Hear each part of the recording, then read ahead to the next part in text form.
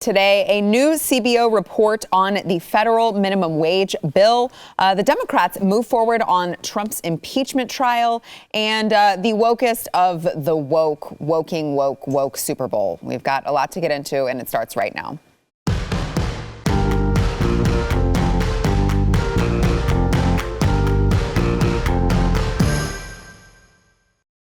Happy Monday. Welcome to the news and why it matters. I'm Sarah Gonzalez. It's going to be an interesting one today because we are joined by Eric July, BlazeTV contributor. Also, you can find him on YouTube at YoungRippa59.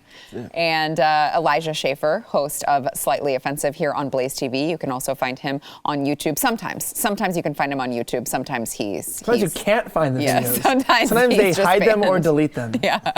But for now, you can sort of find Elijah Schaffer on YouTube as well. All right, let's get into the headlines today. And I just want to I just want to preface this with, I actually am going to read the CBO report. I'm going to read from my phone because I did not plan for it to be in the show, but I'm so annoyed by people on Twitter that I have to get into it with you guys because it truly is mind-boggling how stupid some people can be on the federal minimum wage bill, of course, that was proposed by the Democrats. It's $15 federal minimum wage. And the CBO, the Congressional Budget Office, did a report, as they often do, which, by the way, if we're looking at history has proven that whatever the CBO says that something is going to cost, it actually costs way more than that. Of course. It's never just is capped at whatever the CBO thinks that it's going to cost. So let me just put that out there. But they say that increasing the federal minimum wage to $15 an hour by 2025 from the current level, which is $7.25 an hour, would cut employment by 1.4 million. But it would reduce the number of Americans below the poverty line by 900,000. I'm not like a huge math person, but it seems to me lifting 900,000 people out of poverty, but then slashing 1.4 million jobs. And of course, again, this is from the CBO, so you have to think this is on the conservative side of things. Not conservative, but they're guessing conservatively. You have to believe that that's going to be more. Again, not a math person. Don't see how that adds up to. Can we do a group count think tank here? Yeah, please. Okay, so let's think about this. Okay. This is why we went to college. So you said that it's going to lift 900,000 people out of poverty. But it's going to cost 1.4 million jobs. So theoretically, it's going to put 500,000 people out of work entirely. So you're basically just swapping over who you're screwing, except one group had some money.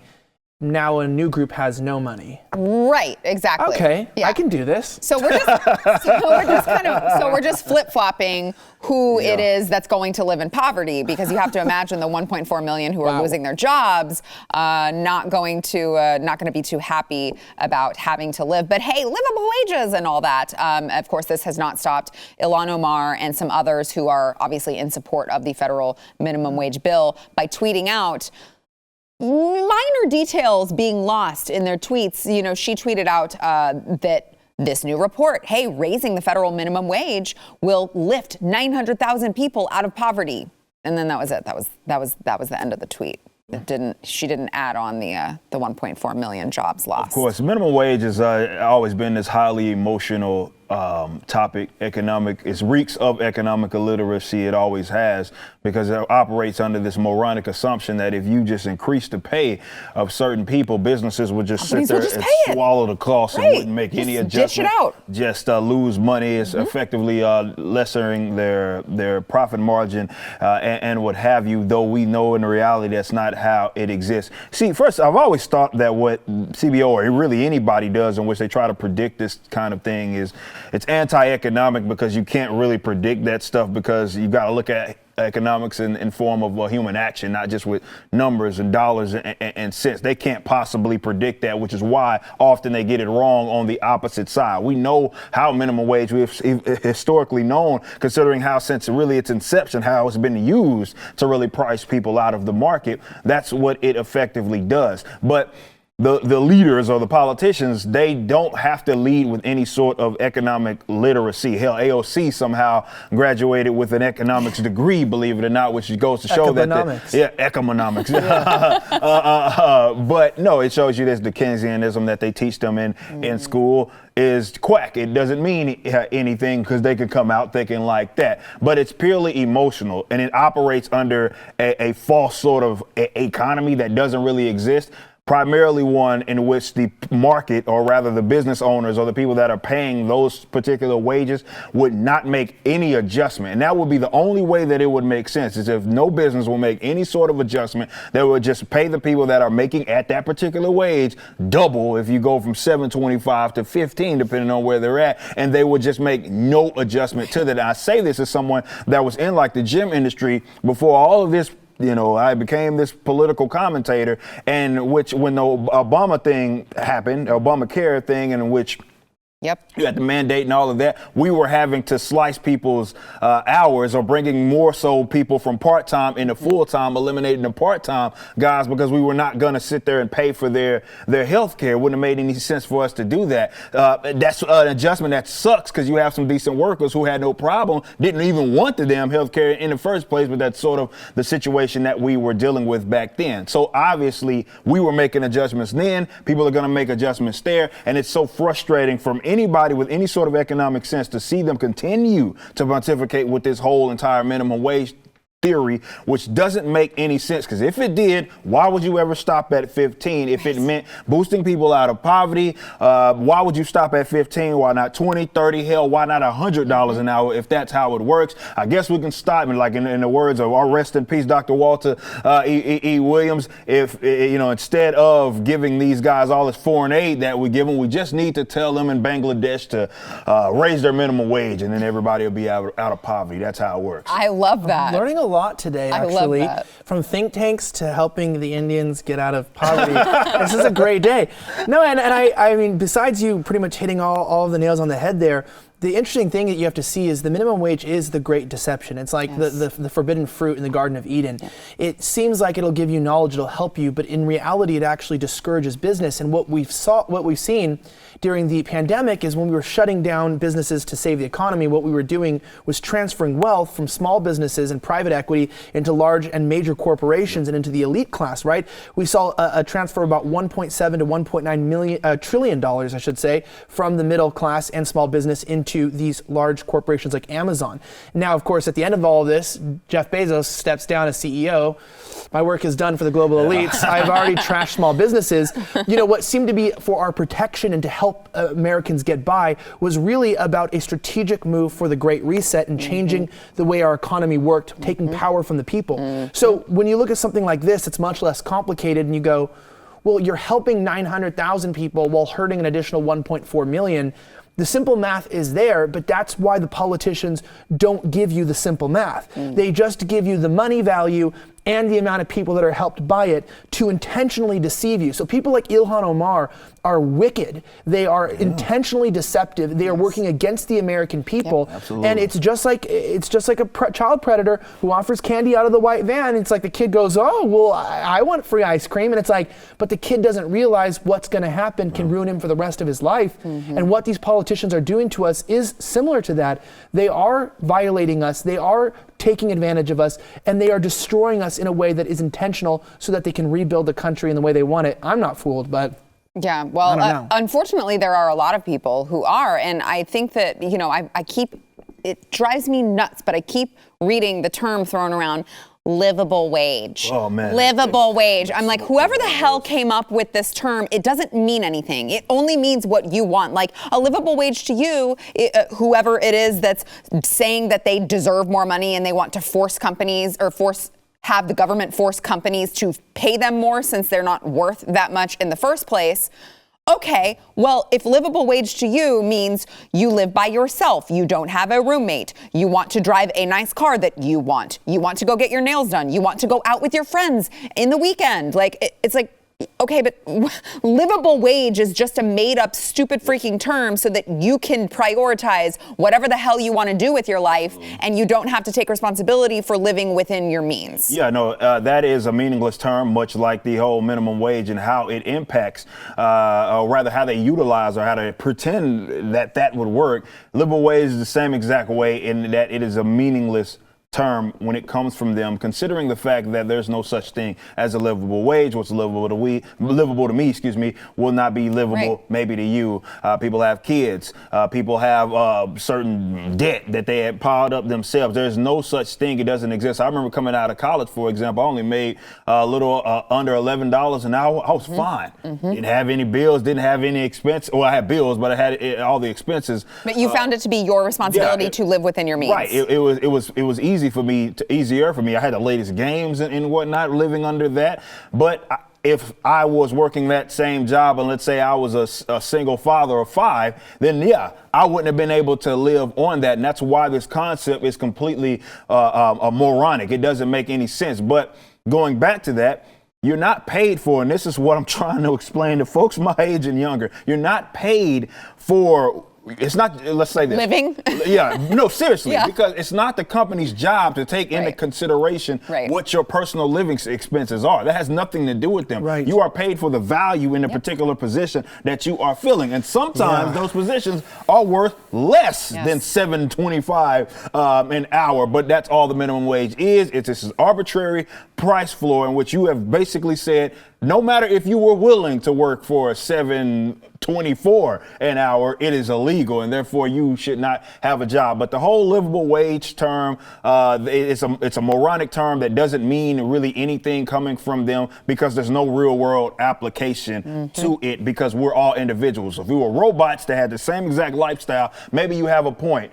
But that goes back to the minimum wage thing. I guess you would have a point if businesses just would swallow the cost in the event you raise their wage up, or rather what they had to pay you. It just doesn't make any sense. On their iPhones, this comes into effect because people are complaining about the minimum wage on their iPhones. And I see the same people being like, I don't want to talk to you if you have a budget Android, like this self-esteem, like I have something you don't. And you're going, you should not have an iPhone. This is a $1,200 device. You think that there's standards like everyone should just have an iPhone as if that's a human right, but it's not. And so sometimes, like when I talk to people, I was telling my wife, I go, you know, when I met you, I only made $2,000 a month. And she goes, I didn't realize that. And she goes, we were so happy. I go, you didn't realize we didn't have any furniture in the house? We had a mattress on the floor that like we basically just had money to get by for food. We had a bad car. Like you didn't notice that? She's like, no, because I was happy. And that's what, to your point, she was going, that we were living and having a livable wage and we had roommates and we were making it work. What I did, I didn't like that. I didn't want that. She's a missionary from Africa. She's like, I thought that was wealthy because I didn't have anything. But let me ask you this. You didn't like it, but was it because you were so focused on what someone else was making, or was it because you just wanted to make yourself better? I knew I had potential to make more money. And I'm going, I know I have skill sets. So I worked hard. I learned better at editing, learned better at content creation, started making connections, networking, getting people to pay for trips. I sacrificed my life. I was homeless for a little while, even trying to pursue my dreams. And, you know, I would say, if this is my dreams, this is sad. I'm just kidding. No, I love you guys. But meaning I worked really hard, and you hear that commonly with people who, when I say success, people who are meeting the goals that they set for their lives, right? Anybody who are businessmen or in entertainment or entrepreneurs, etc., just people that are out there living their lives. You always hear that there's this really hard part of their life where they just didn't have anything, where they struggled, where they were about to give up, and they pushed through, and that consistency and persistence is what got them ahead. It was the character that drove them to sacrifice it all. People sit around going, the guy who I bought this phone from, by the way, it was like a dime store Eric July. He was like, looks cool, and you talk to him, he's like, wouldn't even make eye contact. It's like, yeah, you want an iPhone? Yeah. And I'm going, you know what? This guy, and he looked, and he's wearing an iPhone Apple Watch. Of course he's got an iPhone. He was wearing Jordans and stuff. And I'm going, bro, you can't even make eye contact with me. You're the people fighting for, you know, you're obviously working an entry-level job. You guys want more money, but you have nicer shoes than I do. Right. You know? Oh. But those are the same people who would tell you they deserve a livable wage. But that's what I see. It's just a CEO's responsibility to get rid of their yacht so that you can have a livable wage. It's not all people. I just want to give whatever the they caveat. wanted. There are some people who genuinely are struggling because they, for instance, let's say they're stuck where they have kids and they don't have time to gain new skills, and they need to be educated and understand that there are programs and ways you can go back to school. There are things that can be done. This is not for everybody, but I don't see those people as the ones complaining. Like that's the key thing. That is the key thing, and that's why those people, the ones who are complaining and trying to justify why they should be paid more money and force companies to pay them more money, I call them bottom feeders. And someone online was like, "Oh, I see what you think of those people who are essential, who work at the grocery store." And I was like, no. I actually very much admire all of these people. I am not here to tell you that someone who makes a certain amount of money is beneath me. What I'm saying is, if you are complaining and trying to say you deserve more money, you are a bottom feeder. Yeah, and it usually comes from the fact that someone else has more than them. Yes, and they're focused on that.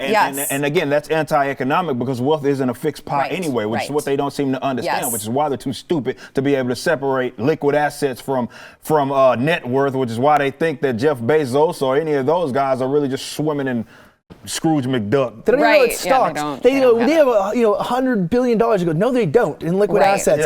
That's just like value in equity in a company. These guys still have financial advisors that have to sell their assets in order to create cash flow. Like, you don't even know how wealth works. And what I was talking to recently to someone about, a young man who is in a bad situation financially. I'm currently trying to help him to get a job and get on his feet right now and really, really backing him up. And, he comes to me and says, well, this person says this person said that. And I go, sir, you're coming from a background of people who don't make a lot of money, who don't understand money, and those people raised you and made you, and that's why you're in this position, because you don't know.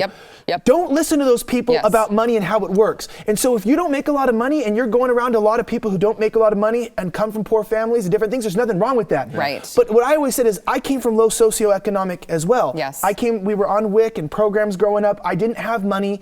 And you know what I said? I go, I want to figure out how to be successful. I began becoming friends with people who were entrepreneurs, trying to meet people, go to things like, you've got to, my challenge to people who want to make more money, look who's around you. You are who's around you. And so start there first and you can get ahead.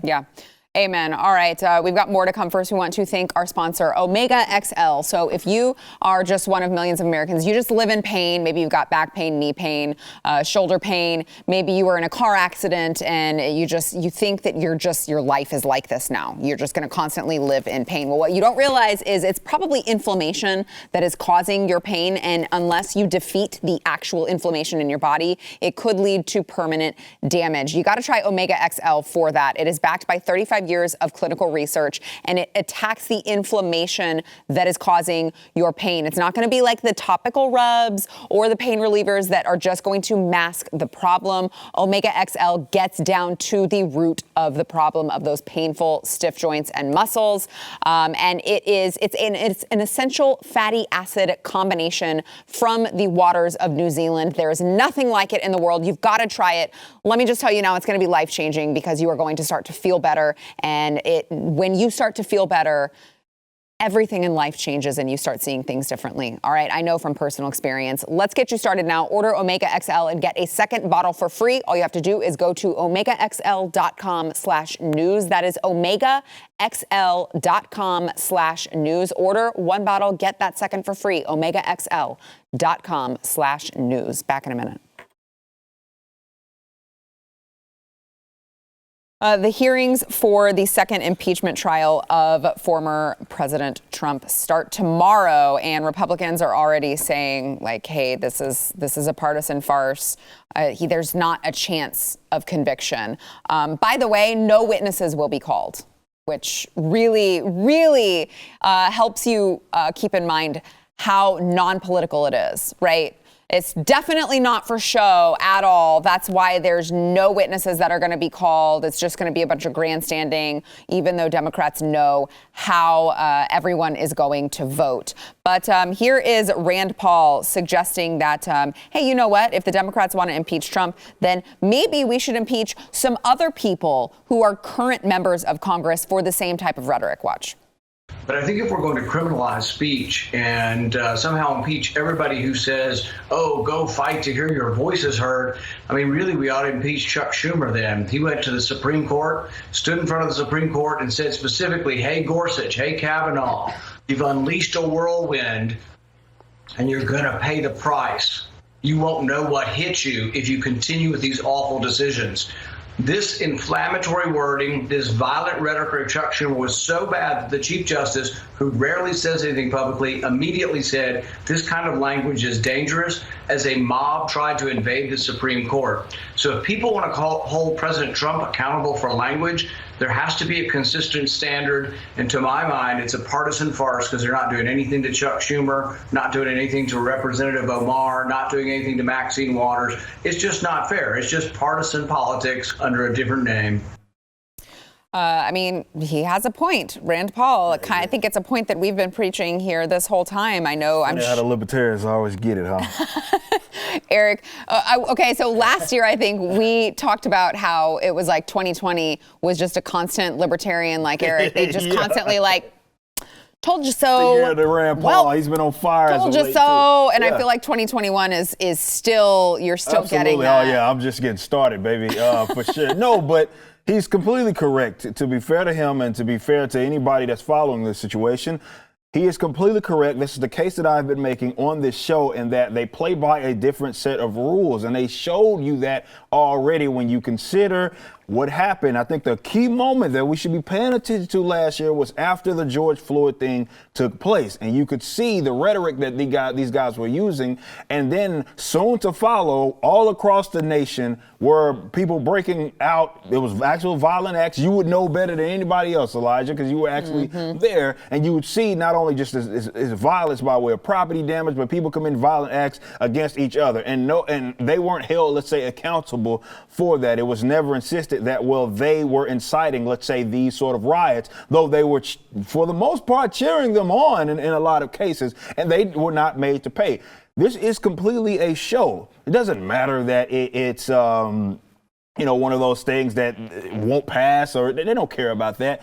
They want to grill him. They want to kick him as much as they possibly can because they don't like anything that he stands for. They want to prevent anything like that from happening again. And they certainly don't like the supporters of that man, because we're wasting time, we're wasting money, but they don't care about any of that. When you got the money that they have anyway, they could just waste it. That's all they want anyway. It doesn't really matter. That's how it works. You kind of got to legitimize their particular positions. They don't have anything else that they could possibly be doing aside from that. That is what people care about, is impeaching a president that isn't in office anymore. The more we talk about it, the more disgusting and crazy that it sounds, but this is why I am an advocate of getting rid of their jobs. Wait, but did you think about this?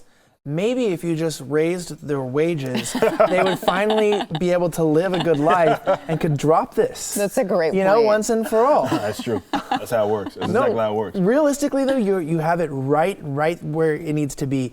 When you look at these people, I mean, we know how much their hatred and bitterness has corrupted the root, right? The Bible says that like bitterness corrupts the whole tree. It corrupts the whole soul. And bitterness is always known as the sin that actually causes the most amount of damage outwardly. Because when you're bitter, your judgment is skewed. It's like being drunk but never getting sober. And so when you look at what's happened, like for instance yesterday at the Super Bowl, people were mad that Tom Brady and the Buccaneers won because Tom Brady is a Trump supporter. So it's so foolish and stupid. I read a tweet that said literally, oh my gosh, it's between the racist Chiefs and the MAGA supporting Tom Brady. I'm going to have to actually choose the racist team instead because that's better than a fascist regime. And I'm reading this and I'm going, oh my goodness, these people are so corrupted by their hatred for a man who now has no influence in their lives whatsoever, that they are no longer able to move on to the future. This man is Donald Trump is at Mar-a-Lago in his custom country club, enjoying the game, and you're here crying on the internet because you hate this guy that you have no reason to hate him.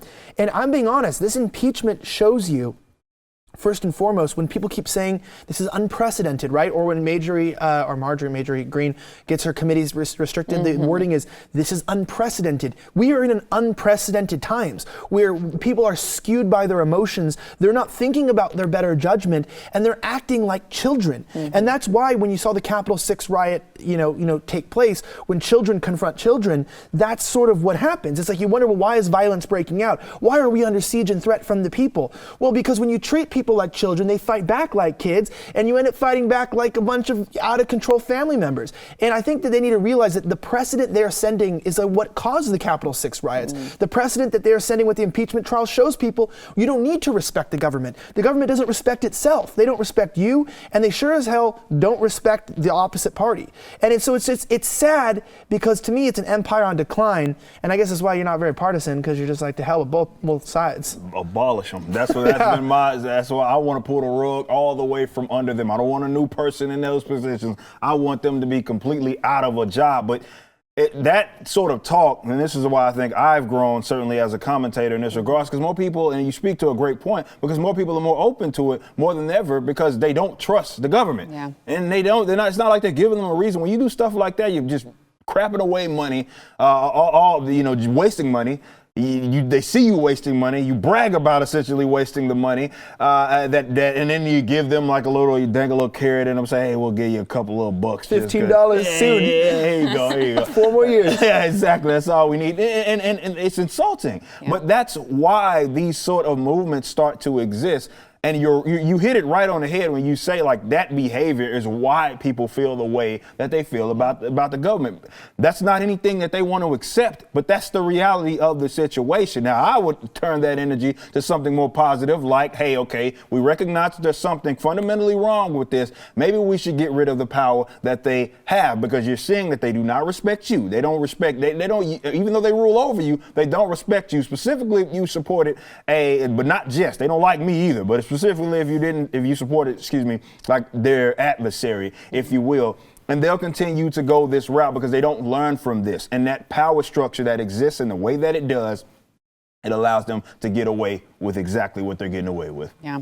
All right. We've got more to come, including the Super Bowl highlights that you missed. I missed a lot because I watched maybe 5 minutes. You didn't miss anything. Yeah. By missing a lot, you actually saved yourself a lot of time. You missed the wokest of the wokest times, and we've got them for you here on the news and why it matters. First, we want to thank our sponsor, Built Bar.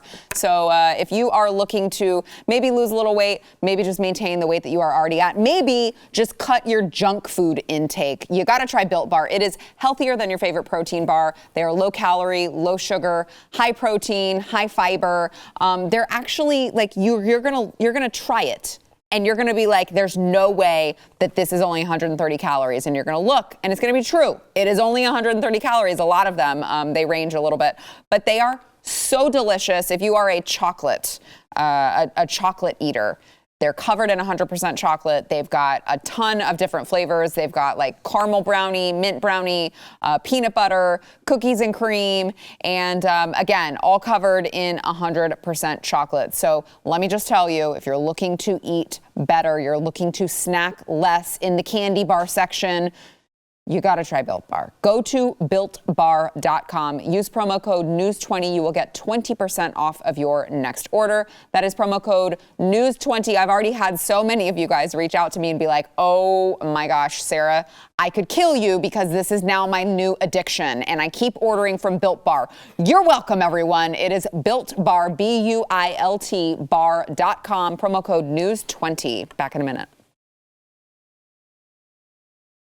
The Super Bowl was, of course, last night. And I have to say, I know that there are a lot of you out there who are watching right now who you have boycotted the NFL. You have already banned it in your house for a very long time. So I'm sure that I'm preaching to the choir here. I haven't wanted to watch it this year. It's just everything is just social justice this and racism and systemic and just all of this ridiculousness. And I just was not even... I didn't watch the season. Also, the Cowboys sucked, so it wasn't hard to not watch the season. But the Super Bowl, I was just like, I don't really care to just tune in and be lectured. So for those of you who missed it, the NFL ended all of the season with a commercial, of course, about inspiring change. But don't forget, systemic racism still goes on. Here's that.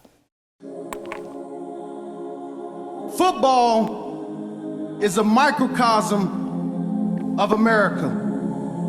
All races, religions, living, playing, competing, side by side. I pray we dedicate ourselves to be the best team we can be. Let's choose to be for one another, to fulfill the promise of one nation, to be part of the solution, be part of the change, to try harder, show up, dive in, and stay at it. Oh, can we touch for a second?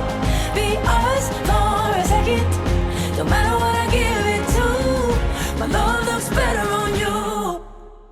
You know, there's just something just amazingly ironic about watching a bunch of black men who make millions and millions and millions of dollars. Can you still say that? Lecture us about systemic racism. Can you say black still?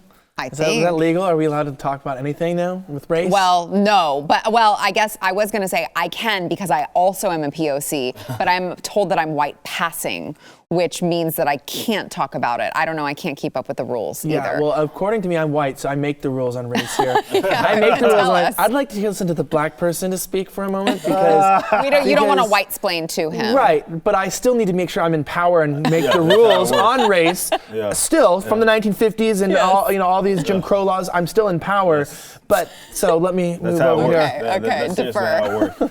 No, it is, and I mean, I believe the league is 70% black, if I'm not mistaken anyway, which the blacks only represent 13% of the population. So if anything, we're overrepresented. But, you know, that's one of the things about sports is that it is based largely on meritocracy. It's one of the few things out there that are, in which your performance is largely going to determine if you're going to last in that league or if you're going to play, if you're still in it. So that in itself is a beautiful thing. And I think that was LaDainian Tomlinson, if I'm not mistaken. He went to TCU, ironically enough. I believe that was who that was speaking. I could be wrong. But either way, he was correct in the sense that I think what the message more so that he was saying was less about what we actually were seeing on screen. Yeah, it was a weird message to be paired with. Because it wasn't like, and from what I heard LaDainian Tomlinson talk about it wouldn't seem to be the angle that he would take anyway. Yeah. But he was correct in the sense that, yes, none of that matters. I've spoke with former professional football athletes. I've had podcasts with them, and they said the same thing. Like, racism, that stuff doesn't exist in our locker room. We all exist together, and we're trying to work towards this particular goal. And for those of us that play sports, that's the beauty of it, is that it doesn't matter for the most part, all of this other stuff. And when you have a chance to acknowledge that you are an example that this crap ain't as bad as what people want to pretend it is, you take the completely opposite route. And of course, it's one-sided. It's always, when it comes to this concept, it's always slanted to one particular side. Notice there was no representation, which is the term that they like to utilize for anybody to the opposite side of their social politics, is because what they feel they say or believe in, rather, is truth, it's fact. And if you're against them, then you are the wrong people, because who in their right minds would be against people fighting against systemic, institutionalized, meaningless terms, racism and whatnot. But that's what sucks about seeing all that, because you are an example that it's simply not that bad. And it's not just what you guys performing. It's when we all come together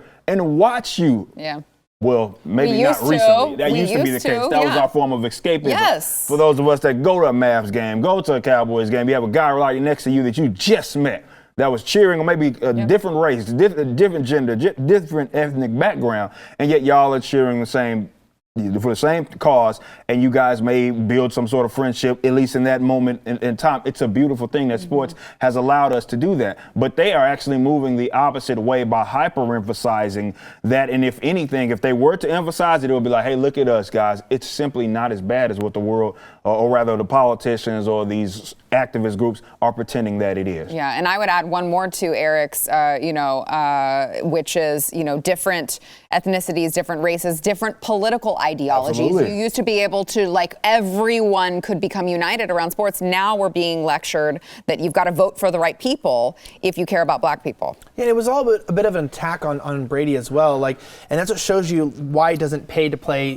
racial identity politics, because it's like a lot of people actually bet against Brady because of that. Because he was a Trump supporter and they lost money. And now I didn't bet on Brady just because he's a Trump supporter, but I also know that he not only makes America great again, but he makes football great. And everyone's going, why don't you bet against Brady? And I'm going, so good. The guy who wins every Super Bowl, basically. So good. Why do you keep, I don't even know anything about football. And I'm going, all I know is that guy doesn't wear masks, but he does wear rings, right? This guy is a pretty intense gentleman.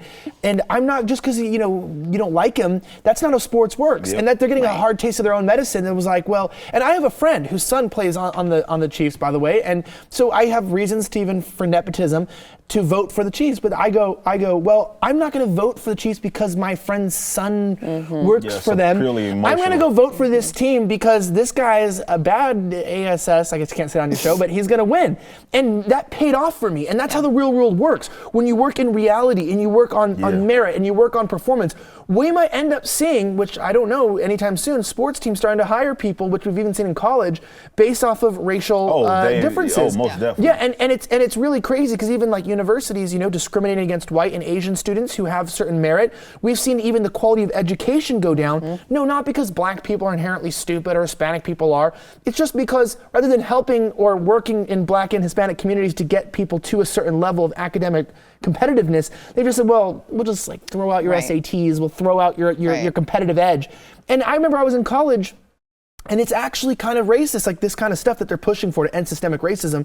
I remember that I was less likely to ask somebody who was black in the class to work on a project because I was finding that in my public school, a lot of the black people on average were not at the aptitude in writing and skills that the Asian students were. And I would be more likely to go to an Asian student, and I was going, oh my gosh, this idea of trying to end systemic racism and pushing these narratives is actually pushing us backwards. And it's actually creating a greater divide. So I mean, when I hear this kind of BS, I like to feel good, and I like to say, we have microcosms, and here's a black guy, and he's an old man, and let's all come together and spend $250 million. I'm going, I've lived in the real world, and I see when you start treating people differently based on skin color, how it actually divides us against each other. It scares me. Yeah, but congratulations to the NFL for basically setting $250 million on fire. That's literally what they did. Great job. All right, it's back the to Democrats. Yeah. Literally what they did. All these. Must be nice. You talk about the 1%. In our industry, with music. If only you guys could catch us off air during the segments. There would be so many bleep buttons they would have to push. All right, so Elijah, really quickly, we've got 4 minutes here. You brought up Tom Brady not wearing a mask. Now, Tom Brady, as he said, did not wear a mask when the teams walked into the facility, the stadium, and everyone was talking, oh my God, Tom Brady's not wearing a mask. Oh my God, I can't believe it. What a disrespectful SOB. He could be using his position to bring attention to the fact that we should be wearing masks, and instead he's participating in a super spreader. That was not all, though. News anchors everywhere were clutching their pearls, talking about all of the fans. They can't believe all these people not wearing masks while they're eating and drinking. Watch. And we're trying to enjoy it safely. We are at the Porterhouse, double mask in on, Tampa, huh? which is a very lively bar and restaurant, which is why I am double masked. But if you take a look here at the scene, Thank you, Randy. behind me, you can see that a lot of people are here. They're gathered. They're already cheering for their favorite team. They're outside, so it's considered to be safer, and they are allowed to be here. They're only supposed to take their masks off while they're eating or drinking, but you can see quite a large crowd. Certainly not all in one single family or one single household that are mixing. Oh my. Shut up, right? Why? It's just a bunch of tattletales at this point. Yeah, you know what? My favorite response to this was this girl who was crying and was like, "Oh my gosh, he has such a big platform and he could have used it to spread a message." Yes. And then she goes, and someone responded and was like, "He did use his platform to spread a message. You just didn't like his don't like message." the message. He was saying, "I'm not living in fear and I'm healthy, and healthy people don't spread COVID." So that's just a truthful statement, and he's not going to live in fear. Out of all people, he probably gets tested more than like anybody. That's okay, and that's what everything is arbitrary, especially in these sports organizations. So it's like the people on the sidelines, the coaches are wearing the masks, but the players aren't. But all of them are getting tested, and I'm just like, this is so stupid. Yep, this is so symbolism, dumb. and that's what that person that you were talking about, which I talked about earlier, was confirming. It's more about symbolism than anything else. It has nothing to do with science or anything. It's more about symbolism. When it comes to the asymptomatic spread, we still haven't gotten true confirmation. That's even a thing, by the way. Well, and remember, over the summer, the World Health Organization came out and said asymptomatic spread was very, very rare. We don't think that it happens, and then had to come back and walk that back because they got in trouble. Well, actually, it does happen. You go, we're talking about statistical significance. Yeah. That yes, there are outliers Right. in every study, but this is not like a common thing to wear. We don't have comprehensive studies with right controls showing that masks are extremely effective in There's only preventing been COVID. one, and it actually proved to the opposite. The Danish study. I say that all the time because I'm like, where are the ones with the RCTs? Oh, they're the one. Oh, wait a minute. It doesn't say that. Well, more so, it speaks to the statistical insignificance of this spread between. There was 3 out of 2 million people. There were 3, and you go, that's like in any study, then we couldn't trust anything anymore. Right. We wouldn't know what truth is, because if there's always outliers, it's like, okay, well, Advil might kill 1 person every year in the world. So Advil's not a safe drug to use for headaches. It's maybe it mixed with something. I don't know. Yeah. But I mean, these people, they even go, look, do you see? I got 2 masks on. Look at me. It's like, yes, ma'am, we know you're stupid. Well, I mean, so that's like, I guess that's at what point? It's a cult. Right, but at what point are people going to wake up? I don't know, man, but they've been conditioned. Because it's not at 2 masks. No. I would have thought for sure it would have been at 2 masks. Wait, 3 masks, 4 masks. We spoke that meme into existence. We joked about the whole double mask thing, and now they're wearing 2 masks, and I say triple down, quadruple down. Let's see how far these idiots are going to go. They're talking about it. They're talking about triple masking. Yeah, this is a cult. This is why I call it a cult, and they don't like to see people living free.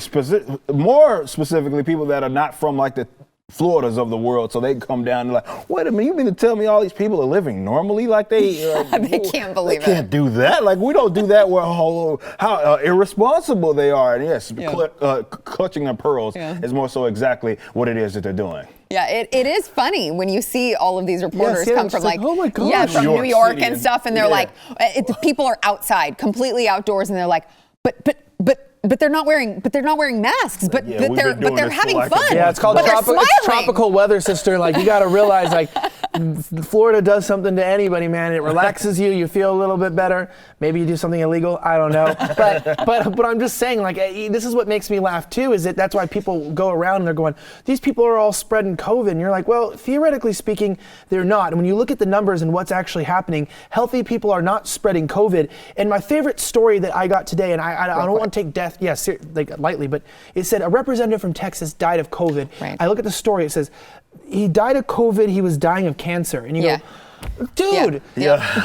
Yep. By the way, sure wish the reporters would have been as concerned about COVID during any sort of BLM protest or when Antifa was like burning like streets down and beating the hell out of people. That would have been nice. All right, we got to take a break. Back in a minute. Yeah, that was the most ridiculous when I saw today. It was like, died of COVID. I always want to look at that. Yeah. All right, before we go, just want to take a moment to let all of you know, in case maybe you're new to the show, maybe you're watching on YouTube or Facebook, don't forget, if you go to wherever you get your audio podcasts, subscribe to the show, The News and Why It Matters, wherever you get it, rate and review the show. You could see your review read live on air. And also, as an added bonus, it will help other people find our show so that they too can watch and listen to it. We've got a review from Duncan B86, who says, this show is the best, the only place I trust to hear news from. And EAS, I don't know how to say that, but there's another person here that gave us 5 stars as well that says reliably unbiased, no lies of omission here. That's what we strive to do here at the news and why it matters. And let me get something clear. We all have our opinions on things. Okay, it's just that we don't purport our opinions to be the facts. We give you the facts and then we tell you what our opinion is. Some a little more forcefully as others, as you've heard from these 2 gentlemen right here. Don't forget, you can catch Eric July on his YouTube show for Canon's sake. It is Young Ripa 59 on YouTube. Also Elijah Schaefer on Slightly Offensive, which is it's more than slightly offensive. He's worse. Yeah, I am. Mildly, well, that's true. Yes.